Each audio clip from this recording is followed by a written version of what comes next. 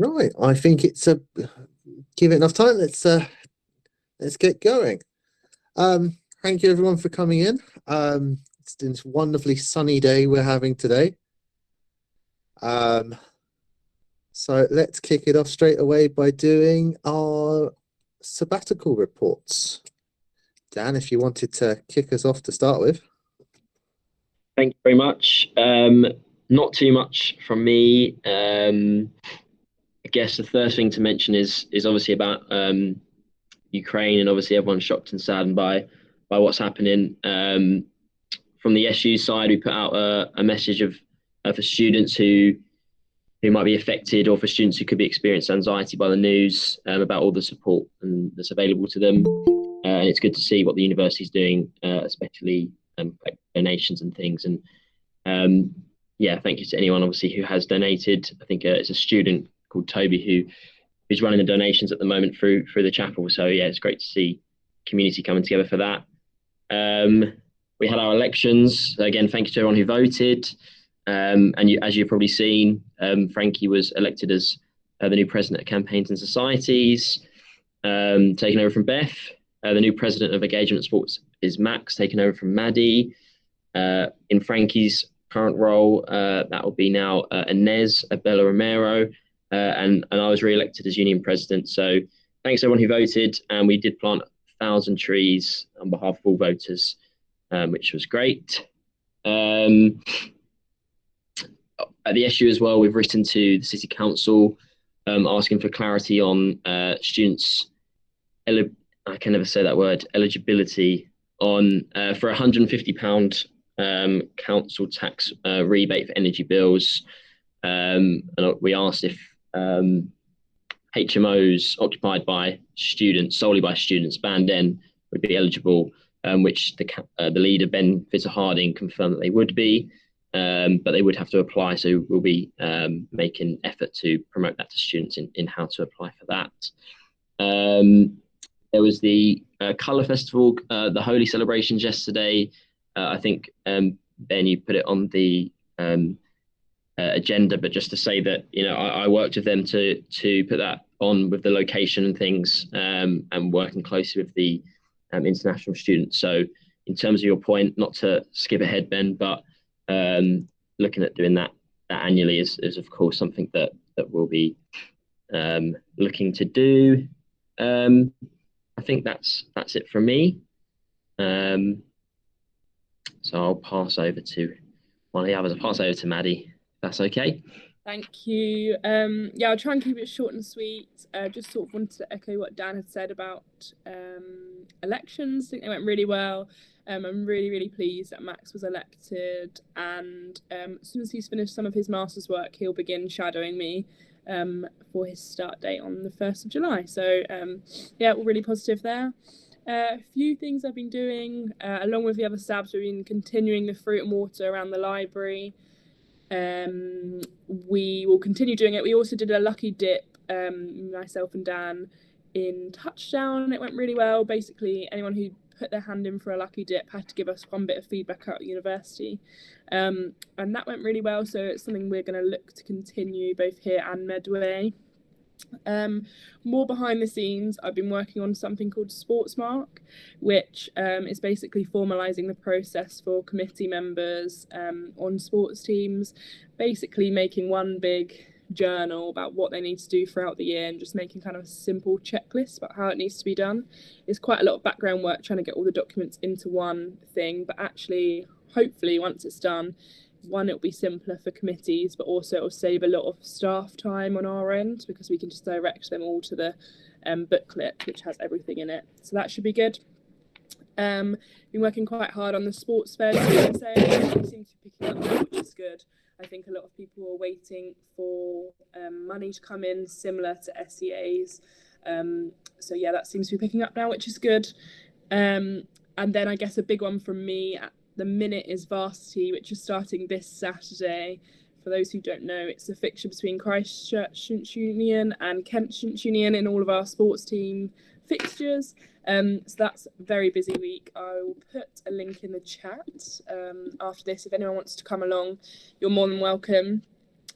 Something that we've added this year is the society night. I've been working quite closely with Frankie on this. The Tuesday night will now be a varsity society takeover. So we've invited all of the Kent societies, and we strongly encourage all the societies here to come along, get in contact with the Kent society, so you can kind of, it'll be very chilled. It'll be kind of like karaoke. I think I've offered to do some kind of hosting throughout the evening, and also there'll be like little pop-up games and stuff you can play, so it'll be very chilled, but I think it's a good start into bringing societies into varsity. A few more things on varsity, sorry, I'm going to bore you. We're also raising money for East Kent Mind, so any volunteers that want to help out going around with the buckets and the card reader throughout the week would be much appreciated, but I think it's a really good charity that we're raising money for, so hopefully we can raise lots.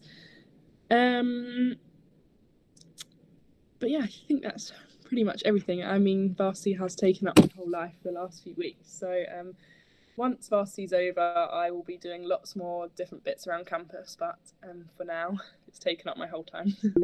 Yeah, I think I'll pass over to Frankie now. Oh, you've got a question.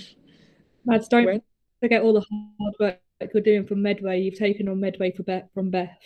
Oh yeah, sorry, taken on Medway for Beth. So that's also been going on in the background. Attended all those meetings, and yeah, I'm quite busy, but you've been helping me with that, Frank, so I won't take all the credit. I do go for it, Frank. Thank you. So I've still been working on some nighttime safety things, especially alongside Hannah, doing my nighttime safety campaign. I'm going to get on the works of getting in contact with Kent and UCA again. And I'm also working on having a Have a Safe Night campaign, which focuses on alcohol awareness and how much the alcohol students intake and how much they know that they're allowed to have each night. Obviously had elections, was a lovely week, busy week. Happy to be back in, happy to do another year in a completely different role. So I'm looking forward to that, and I'm happy Nez will be taking over my role. Like Maddie's doing with Max, she will start coming in doing some of my meetings and shadowing me over the next couple of months when her essays start dying down.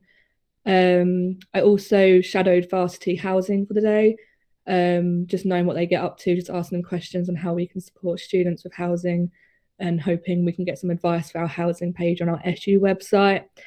I'm looking at campus safety as well, around lighting, and my CDI committee joined Hannah on a connected route walk, which looked like there were some positive outcomes from that as well. So that was what I've been up to for the last couple of months.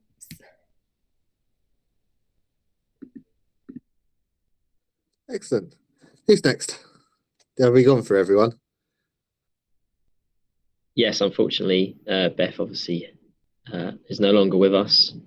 Sorry, that sounds very morbid, but she is still with us. She's not at the SU. So we've all been taking on some small aspects of Beth's role, like Maddie mentioned with Medway and things. So yeah, anything else that, people want to contact Beth with, feel free to get in contact with any of us. Fantastic. I know you lot always work extremely hard, and I don't make it easy for you lot. Right. So we'll go on to, is everyone okay with the minutes from the last meeting we had? Was there anyone who wanted to add anything to it or make any amendments before I continue? I'm going to take that as a resounding yes and go straight on to Hannah, who has been working on the disciplinary process review.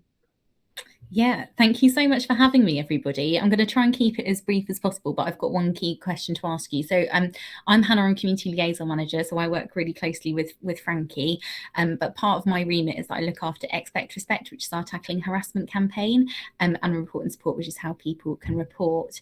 So I'm going to try and share my screen and see if this works. Oh, gosh.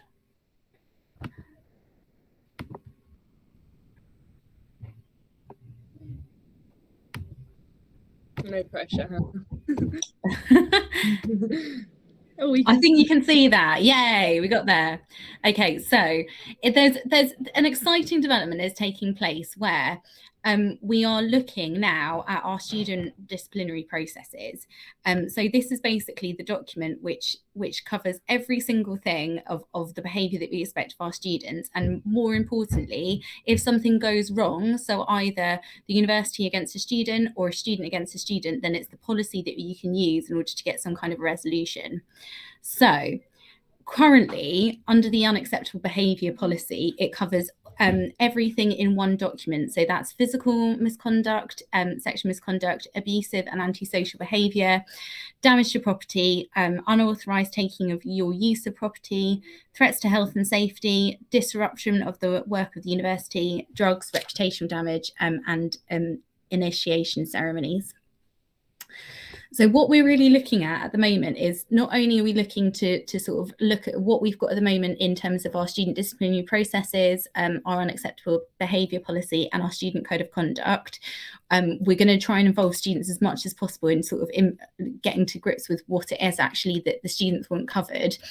But the key question I've got today is around whether we should separate off sexual misconduct policy. And the reason why we're thinking about this now is because there was a report by Revolt, which is a student-led group, who've been looking into all the different institutions across the UK. So in their study, they're looking at 41, and 13 of those do have a separate sexual misconduct policy. So we did start talking about this with the EDI committee the other day, which was a really, really useful conversation. So yeah, so basically the question is, should we have a separate sexual misconduct policy? So just separating literally just that line. But also one of the questions that came up from the EDI committee was, if we separate off sexual misconduct, would we separate off anything else? So for example, homophobia or relationship abuse, what would we do with those kind of things as well? So okay. That summarizes the ask. I'll stop sharing. So I'm just going to open this up to everyone. If you want to put your hand up, if you have any comments to it. I know Zane has just said that, yes, he thinks it should be separated. I'm also going to say yes as well, because of the legal implementations that this can be. It's not just something minor. There's also, we have to think of how this gets processed through on sort of legal aspect. We've got a couple of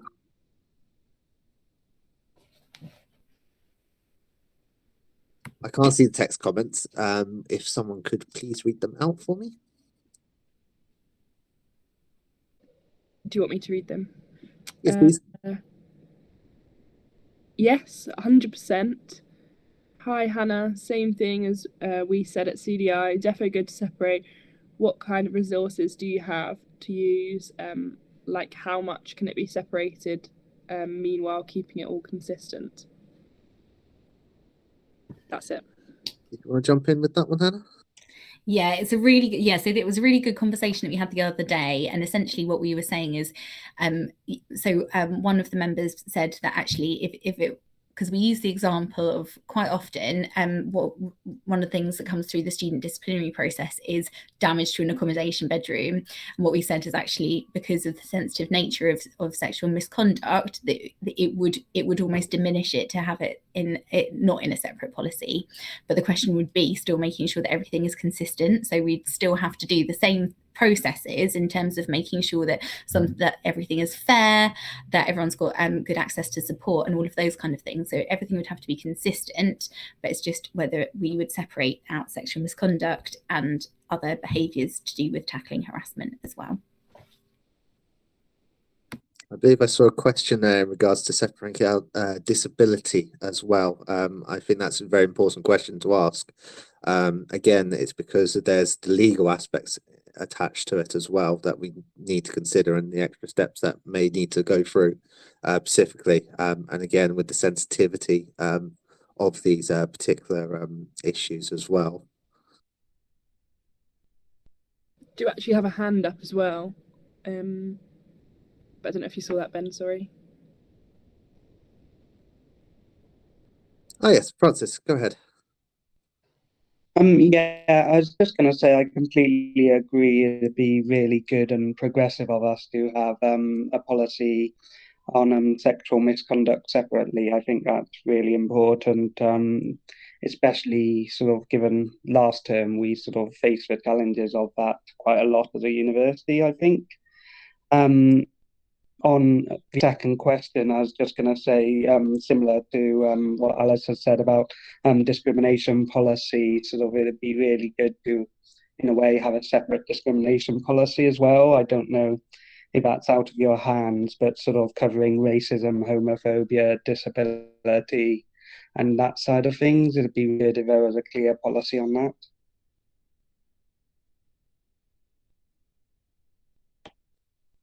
Go ahead, Anna.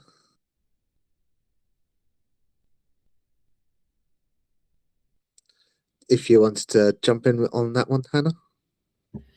Yeah, so I think it's a really good question. I think so we had a quick look, and it looks like most universities separate sexual misconduct, and they don't tend to separate out the other forms of harassment that we see. Obviously, from a perspective of expect, respect, and report and support, we support all forms of harassment, no matter what it is. So yeah, it's a really interesting point. I think that one of the recommendations from the Revolt paper was not to have too many documents, because then it's a bit of a challenge to make sure that everything's consistent. But it's a really good question. So whether we'd have one unacceptable behaviour policy, an unacceptable discrimination policy, and a sexual misconduct policy as well. We can take that forward. You mentioned you wanted to get student feedback as much as possible. How can students get involved? If anyone's interested, could you just let me know? So you can let me know, let Frankie know, let Chris know. We're hoping to have a couple of events over the next couple of weeks where we will give pizza and to hopefully help encourage numbers. We appreciate that it's obviously getting up to the stage where it's nearly holiday time, so we're going to try and make sure that we get it in as soon as possible. But yeah, we're really looking to engage with as many people as possible. We've got really tight timescales. That's the unfortunate thing. So if anyone's got any useful ideas about how we can engage even without sort of getting maybe physical meetings in quickly, then yeah, let me know. Or if anyone's got any ideas or just wants to contribute, some sort of survey, that's a good idea.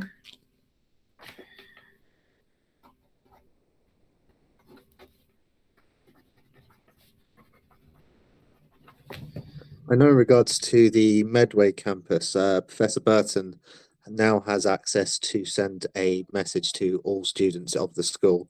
That might be a good method as well.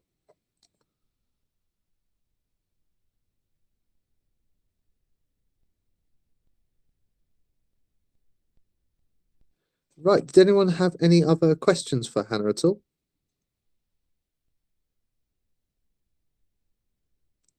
Excellent, that's what we like to see. Thank you very much, Hannah. Thank you so much for having me, everyone. I'll drop out. Cheers. Thanks. Bye. Right, I'm going to skip forward to point 4 and let Alice talk for a little bit because she's not feeling particularly great. Alice, if you'd like to go ahead.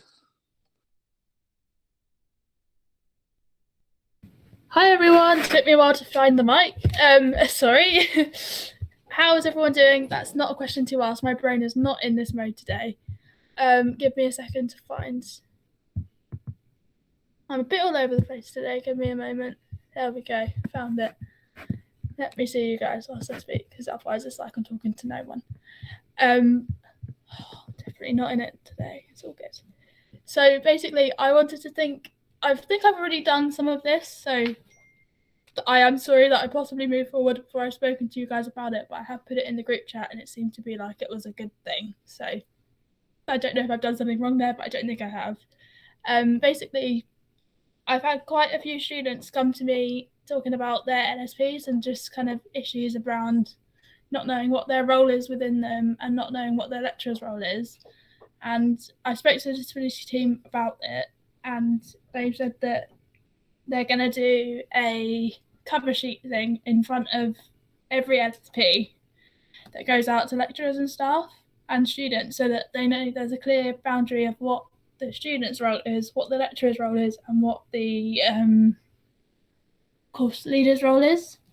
So that's going to be helpful. And on that point, me and Dan are doing a focus group at some point in the future. Yesterday I was really not very well, so I had to reschedule.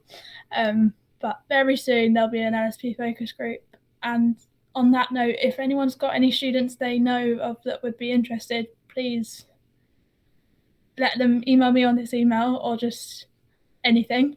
And then my second point is the disabled student allowance and mental health. So quite a lot of students that have mental health needs don't know that they're eligible for the disabled student allowance. It has to be a prolonged condition, so it can't. I think it's less than 6 months, so it has to be more than 6 months that they've had a condition. And I'm working with Frankie on this, and we're gonna do a survey and stuff like that to see if anyone knows that they're eligible and all of that stuff. And then I work Frankie and Dan. God, my brain is not working today. It's all good. Frankie and Dan on this to do something on campus about it when we've got information about it. That was very rambly. I'm really sorry. I'm going to shut up now. No, thank you. I think with stuff like this, there is sort of a time-sensitive nature to it, particularly with people's LSPs, because then they start running into the risk of late submissions and all the problems that can create. So I think you did really well in addressing that immediately. One of the things have had fed back to me from students have been timescales of LSPs being put in place. I know that I have heard of students who have taken a year or two to get an LSP in place, which is obviously not good for them. So I think perhaps also look at putting in some reasonable time expectations into when we can expect a turnaround for a support plan to be put in place, I think is very important. In regards to your understanding about the disabled support allowance, I'm wondering if this is something that could be added to the introduction pack in which students get at the start of the year, so they have all that information in one packet, comes to them, they can look through it and they can decide whether it's something that they would like to pursue. I saw there was a couple of comments flash by there, so let's quickly have a read. So Anastasia says, great to hear that progress has been made on it. In regards to the mental health DSA, could we make something that explains this, sort of a graphic with bullet points? So like an infographic. I think that'd be really good. Really sort of make it nice and clear for people to access. Yeah, sorry, I forgot to mention that was something that I'd spoken to Dan about. My brain isn't in full swing today, so sorry.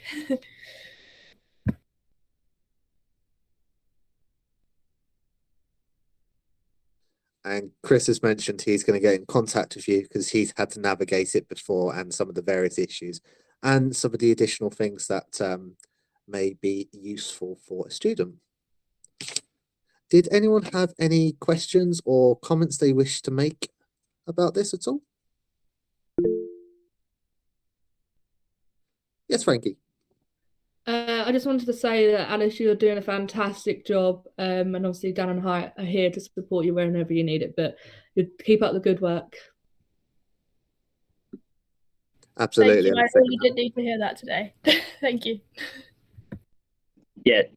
To add what Frankie said, to see how proactive you're being with all of this, and reaching out for support from us as well has been fantastic. And yeah, I think this is a really positive what you're doing, and yeah, we're always here to support. So yeah, fantastic. And people echo this in the comments as well. Everyone thinks you're doing an amazing job. Right. So moving backwards to go forwards, we're going to go with 2.1, which is some of the action points from last time. And to start off with, it's Dan, because Beth is not here and left you in the lurch, about the collab ideas with the Student Union and the Royal College of Nursing. Yeah, I can probably go through 2.1, 2.2, and 2.4 just to run some through. So to start with, on 2.1, about collab ideas between SU and Royal College of Nursing. I don't have an update on it. Anna, our Medway coordinator, has taken a lead on that. I think she I don't minute this. I think she knows people from the Royal College of Nursing, and she's taking the lead on that. So I'll update you the next meeting, which I think is a month's time, 25th of April, about that. And then what was the next one? 2.2. I've met with Paola, the new Dean of Medicine, Health and Social Care, with Anna as well. Our placement research is ongoing, currently going well, lots of student engagement, mainly down in Medway, and the university are supportive of it. The university are listening to us, and we should be able to feedback on our findings within the next few months, about what the student about what the outcomes of what we found, but also then commitments from the university on what they're doing. So it's just an ongoing project. It's not something that we can make quick changes on, really. We're just trying to get as much feedback as we can. Unfortunately, I don't have an update on 2.4 around the PLU supporting students after elective placements. Ben, sorry. I don't know if you've spoken to Anna on that one, but if not, I'll make sure I have an update on that as well for the April one. So I can give a little bit of an update on this one. So I know PLU was invited to some of the head of school meetings and talked to some of the student reps in regard to the elective placements and some understanding behind it. So some of the reasons they were given is that they've got a whole new staff team. They've been expanding upon their staff team, and they've committed and promised to being better at communicating with students and staff to deal with some of the issues that people have raised over the last couple of months with their placements. Part of it is due to the ongoing thing with COVID, and they're hopeful that this should be more resolved over time. And this is hopefully just isolated to this 1 year, and next year we should be back to a more reasonable spot. I'd like to keep an eye on this though, and just make sure that we are going in the right direction. A little bit onto 2.3, because that kind of goes a little bit talking about student integration as well.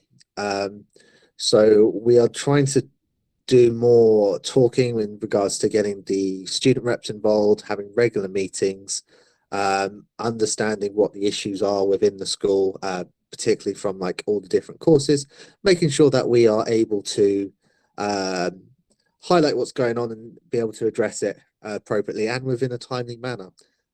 So we've started having more student rep meetings.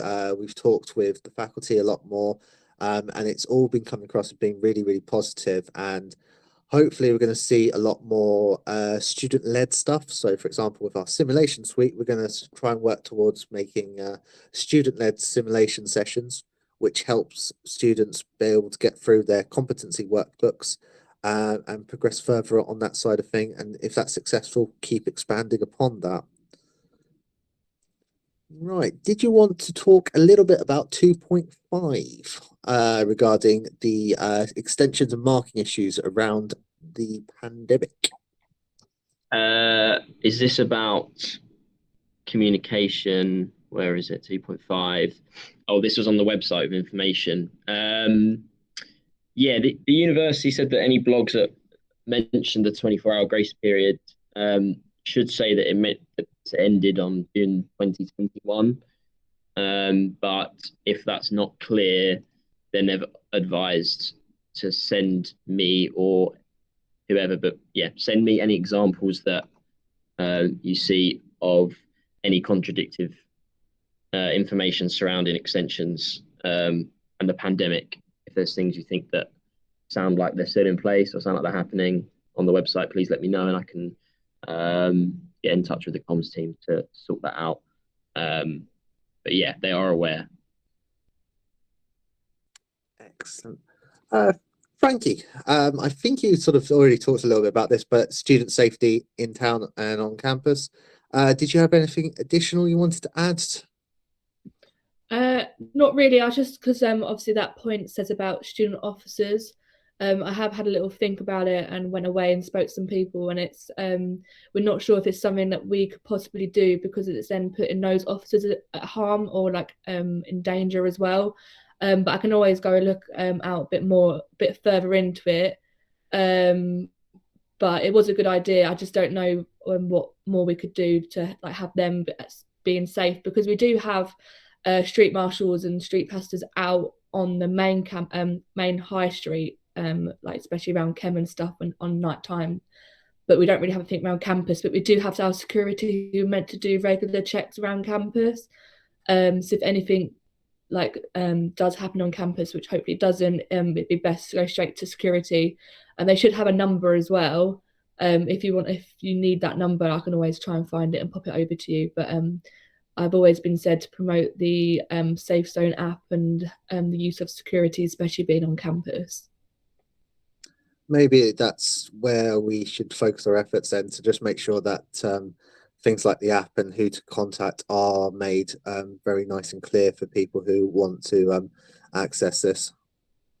Yeah, we do try and get that across as much as we can, and hopefully when I do the nighttime safety campaign again, or have a safe night out campaign, that would be the priority of promoting that app.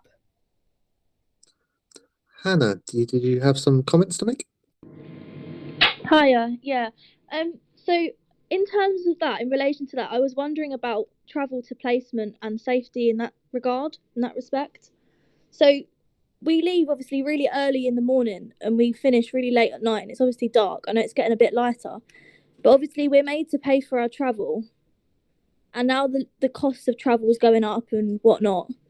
And not getting the NHS grant and not getting my travel money back is stopping me from actually finishing my degree.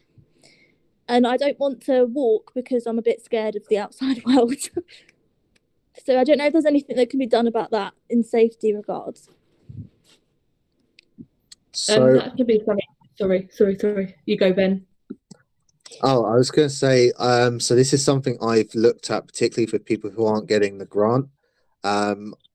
In my opinion, there is a disparity there, where people who don't have the grant aren't afforded the same sort of things, such as a travel bursary, and whether the university should pick up on these particular bits like they used to before the grant existed. And it's definitely some work I would love to go through and do some more with you if you'd be interested in. Indeed, thank you very much. That would be good. If there's anything I can do to support this, just let me know and reach out.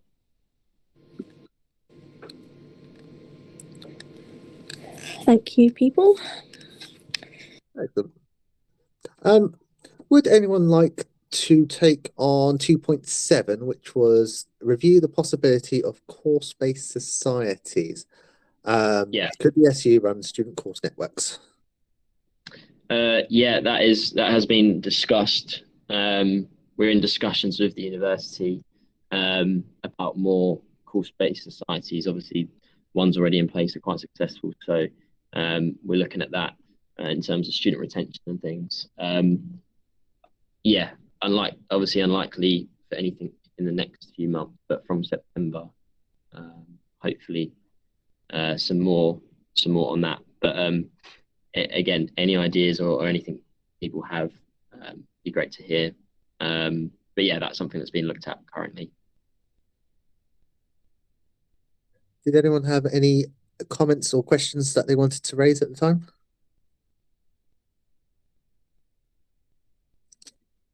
I think that's okay for everyone. Right. So I'm now going to move on to, we've done our verbal report, so moving on to the reintroduction of COVID extension, which was something that was asked of me to raise. So this was raised to me by a student. They suggested that if COVID's on the rise again, should the university consider reintroduction of deadline extensions and measures that were used last year to support people in their studies, particularly as COVID is going up in cases at the moment. It's still something out there that causes quite a lot of disruption, particularly with the medical-based courses. I don't know how everyone would feel, but is this something challenging the university that they would like to see to bring these measures back? If anyone has any comments or questions. Yeah. I think yeah. I'm not sure, in all honesty. I think it would need a strong student backing for a campaign or something like that for the university to consider it. If I'm honest, I don't think the SU just sort of asking for it that they'd sort of listen to us. But if there was a strong student campaign about it, whether that was on a particular course or faculty, then yeah, I don't know, but I'd like to hear people's opinions.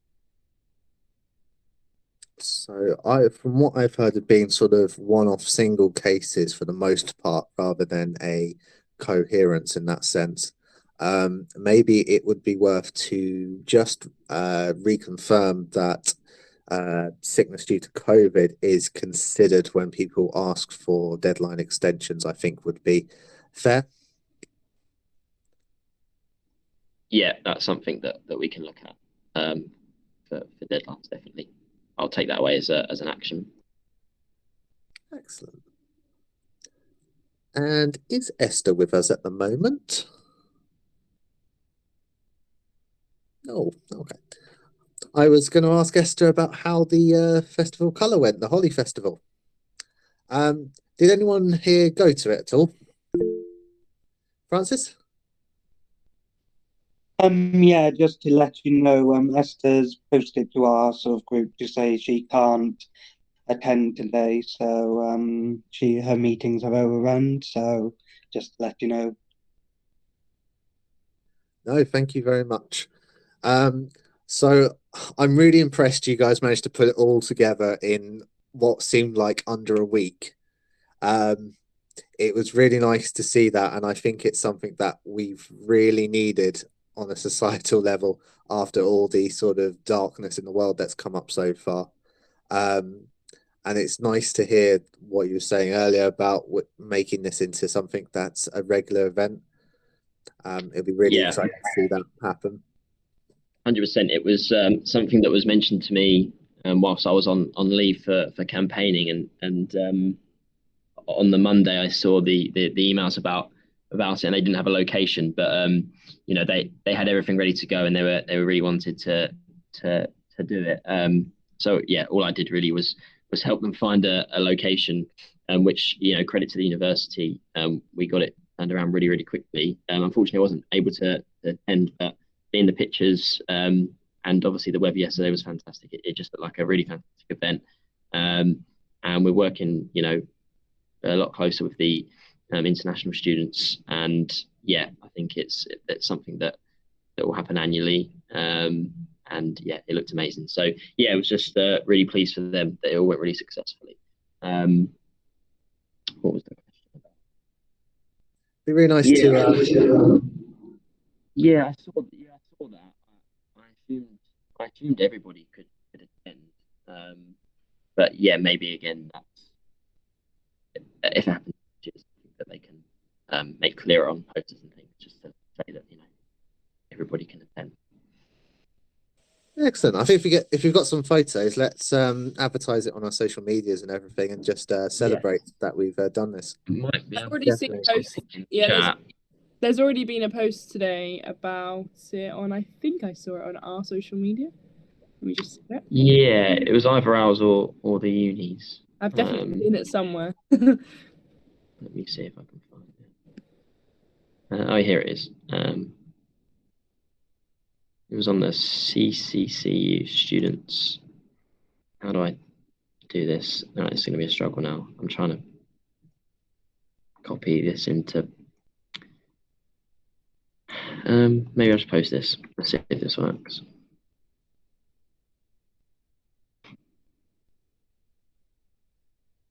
Let me know if I haven't just posted a random link. Oh yeah, that's fantastic.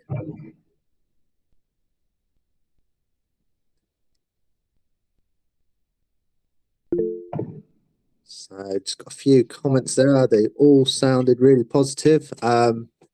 Yeah, did an amazing job. Really gutted couldn't go. Love to see this continue more and adding more international events and festivals within the university community. And photos are awesome. So I think everyone really enjoyed that, and it looks like it was an amazing time.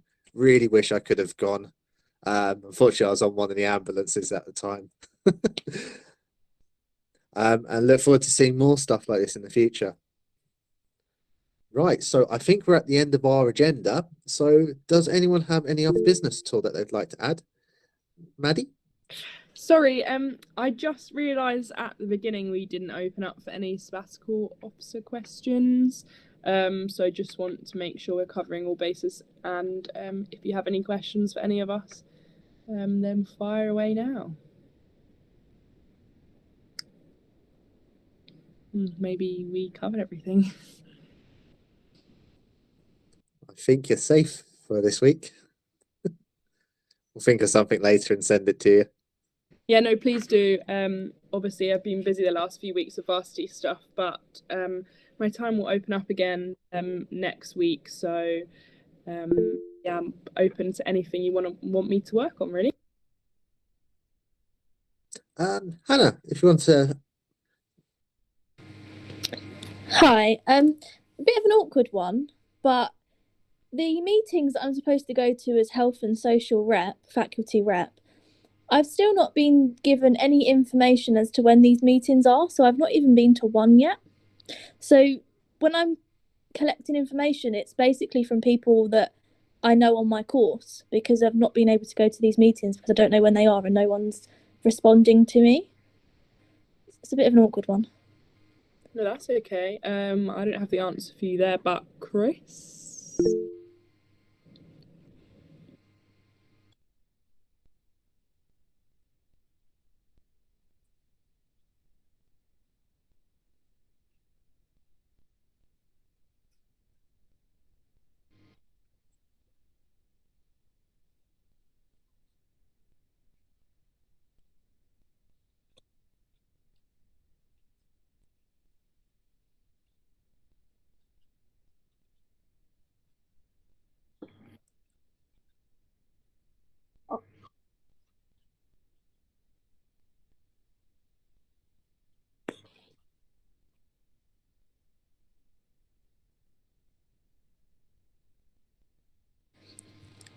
Okay.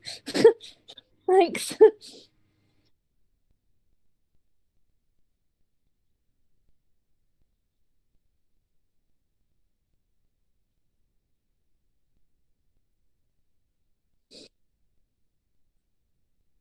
Can I ask, is this just health and social care, or is it others as well?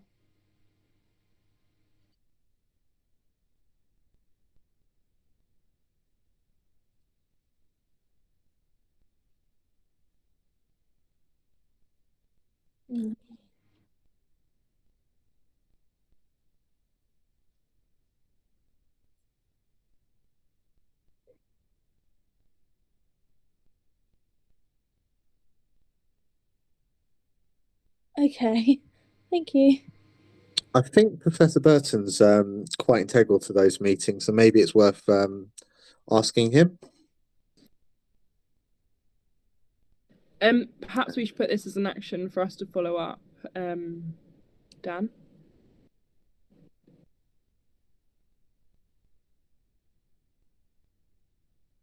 I think so. It's very important.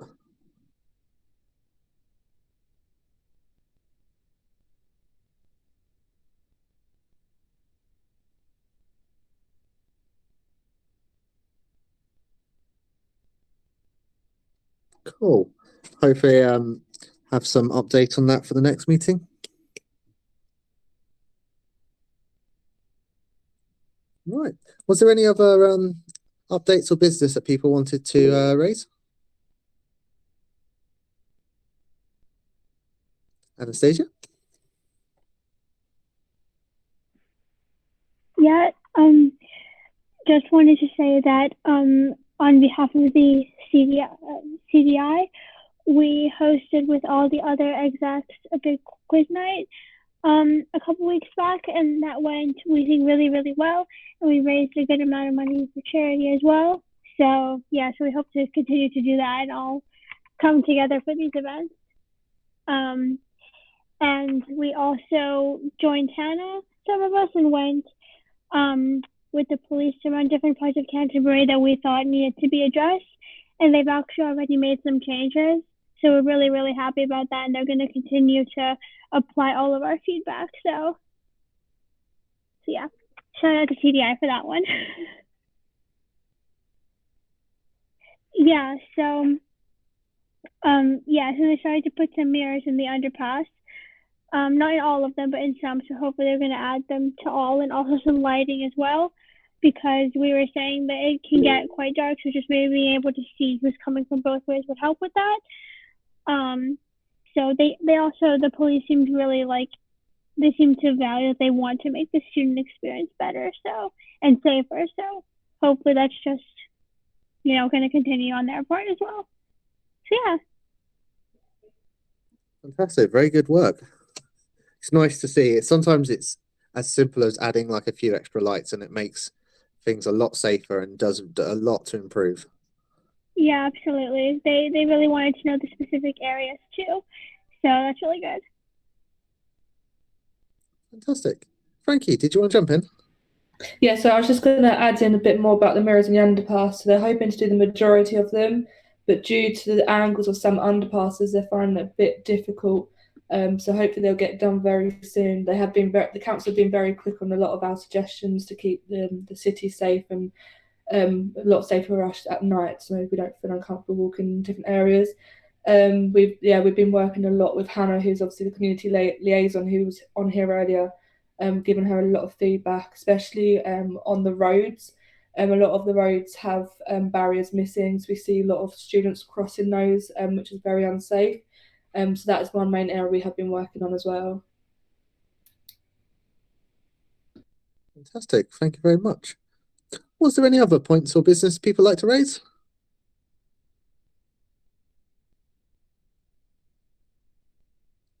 Nice, I think everyone is sated for another meeting, and with 10 minutes to spare. That's what we like to see, isn't it? A nice timely meeting.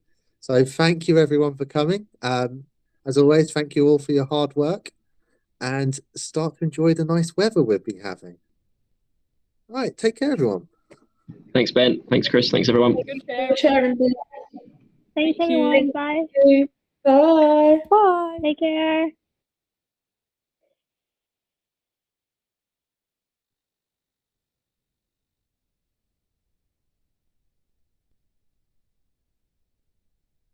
Thank you very much, Chris. No worries.